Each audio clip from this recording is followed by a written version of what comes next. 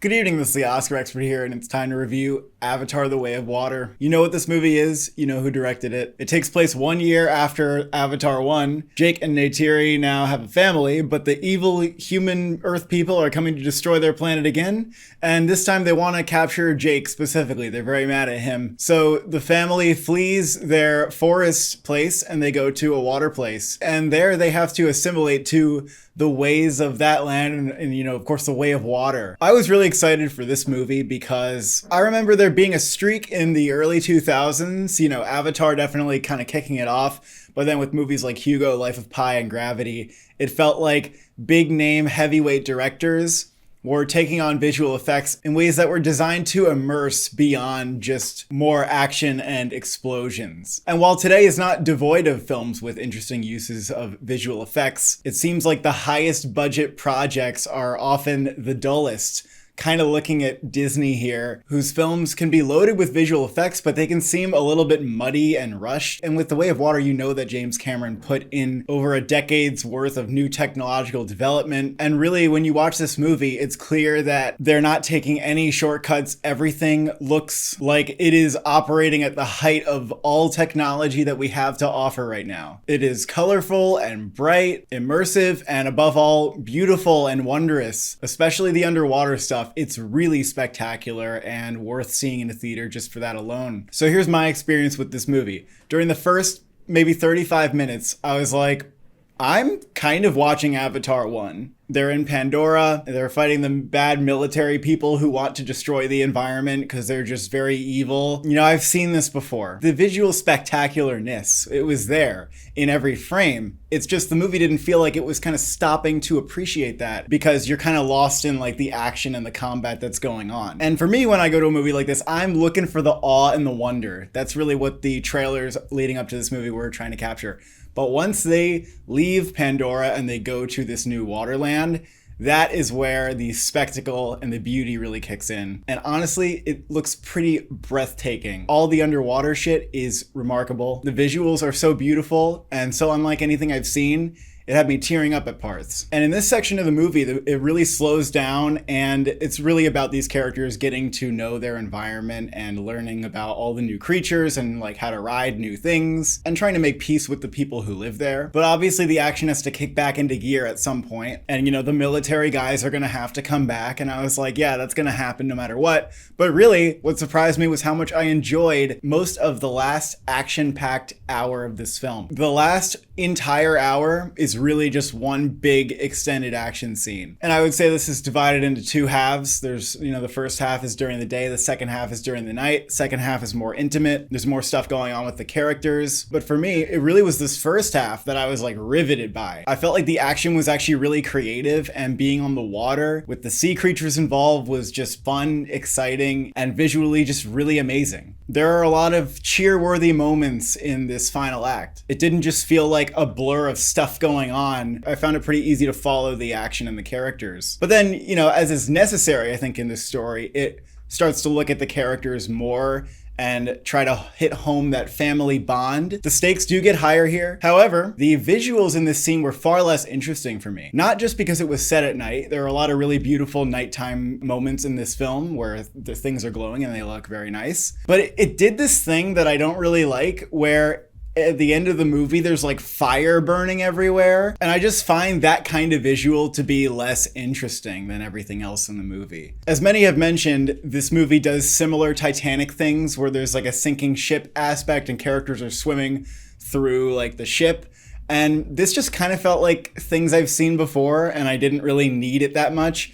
And especially when I am at the end of a 3-hour experience, I was a little bit getting tired of it. And if I'm being honest, the 3D started to give me a headache, but I'm just a little bit of a pussy. I get sick on boats. So this is probably just a me thing. Like, objectively speaking, the 3D is pretty spectacular. It's the best 3D I've ever seen. I didn't like wearing the glasses. I just felt a little fatigued from this movie. Not just the 3D, but honestly, like the 48 frames per second and just the constantly moving camera. Like, it was kind of a lot. It was a little bit overstimulating, which also brings me to the 48 frames per second, which is something that I have mixed feelings on. Watching the movie, I was like, this is pretty cool. Like, it looks super fucking smooth. There were times where I was like, you know, without the motion blur, there is this heightened look to the movie. like you're watching something that is hyper real. And I have mixed thoughts on that because it did look a little bit like I was watching a really, really well animated video game, which I didn't hate because I was like, this is the most beautifully animated video game that I've ever looked at, and it's pretty spectacular. And in certain scenes where they're like swimming around in the water and like moving very quickly, I thought it looked really good. But sometimes, and especially when it came to like objects moving around, it did look a little video gamey, and it didn't quite feel like a movie that takes place in reality, which again, I have mixed feelings on this because at once I feel like the first one did feel like it was a real place.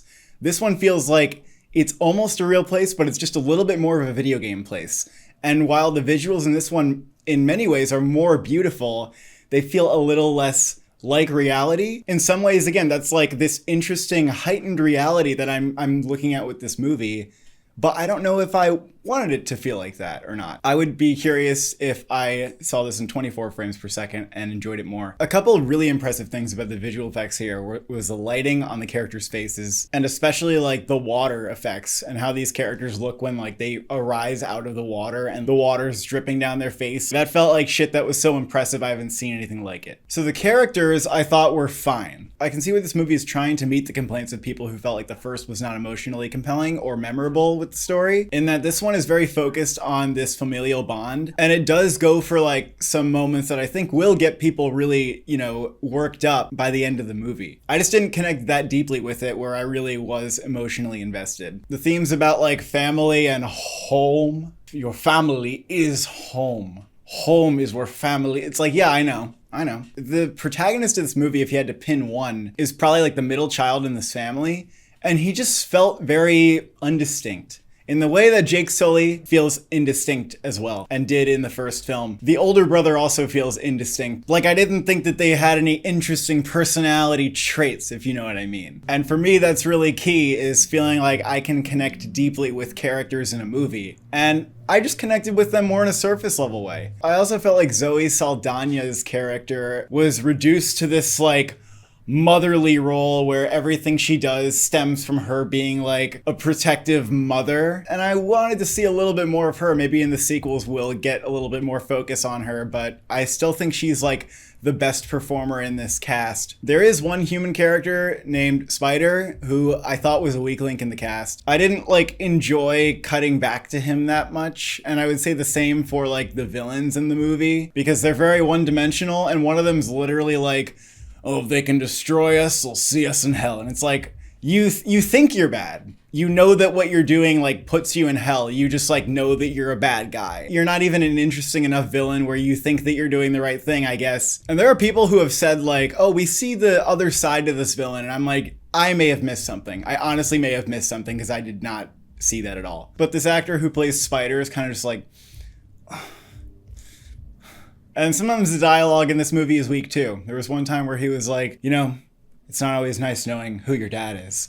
And then the other characters like comfort him because he says it like so that they can do that. There are also times where Jake Sully will like tell you the lessons that he's learning. Like, family, that's what's important. And water will always be flowing through us. If you're really into this movie, the message about like water and interconnectivity, that could hit you pretty hard if you're like super duper invested into the movie. You might be like, whoa, it's the way of water.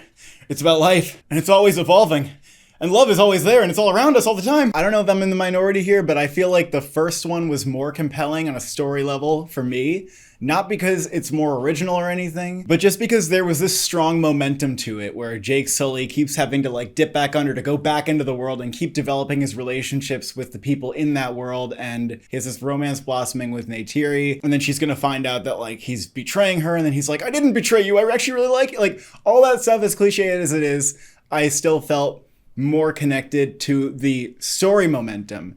And in this movie, what was really keeping me in there were the visuals and the spectacle. There's some things in this movie that are so spectacular, and it really is, in moments, one of the most visually stunning movies I've seen. But I'm going with a 7 out of 10 because that's, at the end of the day, like the amount that I care about the movie and the story. Oscars, I mean, we just saw this get nominated at the Golden Globes for drama and director, so this is gonna get Best Picture, we know that. The reviews right now are like a low 70 on Metacritic. It's good enough, okay? And people are gonna like it, and it's like debatable as to whether or not it's better than the first. Director is not necessarily a lock. Peter Jackson got snubbed for the second Lord of the Rings. I think this is slightly different because the technological upgrades that we've seen in the over 10 years since the first film could give people another reason to want to get Cameron back in the race and to welcome him back again. It's not like he's doing this 2 years in a row. Though, you know, they snub people like Villeneuve for Dune and Christopher Nolan for Inception. So you never really know what this director's branch is going to do, even if Cameron makes it into most of the major awards, and I expect that he is going to make like DGA and Critics' Choice. Obviously, this movie is winning visual effects. There's absolutely no contest there. It will get nominated for production design and cinematography. I'm pretty confident that's happening. Will it win cinematography? Top Gun's been fucking sweeping Critics Awards, which is like a really weird thing to say. I don't know what kind of timeline we're in. There's a strong correlation between movies that are winning visual effects and are also nominated in Best Picture, winning cinematography. So Avatar would fit that really well. It's probably between that and Top Gun. I can't call it right now. Production design, I think this is behind Babylon. If for some reason Babylon seems weak or people don't want to give it production design, I'd say this is the runner-up. The designs of some of the villages in this movie are really spectacular. And of course, the underwater world, and to the extent that that's production design, and I'm sure that it is. Sound, it's, you know, gonna get nominated for sound. Will this get score? I didn't think so. The score honestly did not sound like it did in the trailer, which I thought was really wonderful. It just sounded like a typical action adventure movie score. Sometimes it was really nice, especially in the moments where it's like evoking more wonder. But it was just one of those scores like you see in a bunch of Disney and Marvel films where they just have like soft strings kind of underscoring lightly every little emotional beat that you're supposed to feel all the time. Like the score is trying to hold your hand throughout the movie. And that's not my favorite kind of thing. It didn't really stand out. It didn't really feel like it had much of a theme to it. So I don't think that's gonna happen. The song is pretty meh. It's this weird combination of like the score with like a more upbeat thing, and the lyrics are fucking stupid. I don't think it's gonna get nominated for song, especially because it missed the Globe. And editing, we'll see if the movie is really like a top 5 contender or not, but I think it probably won't. If I were to bet, I would say no. And those are my opinions and my Oscar thoughts on The Way of Water. Thank you for watching. Thank you for subscribing. What does water mean to you?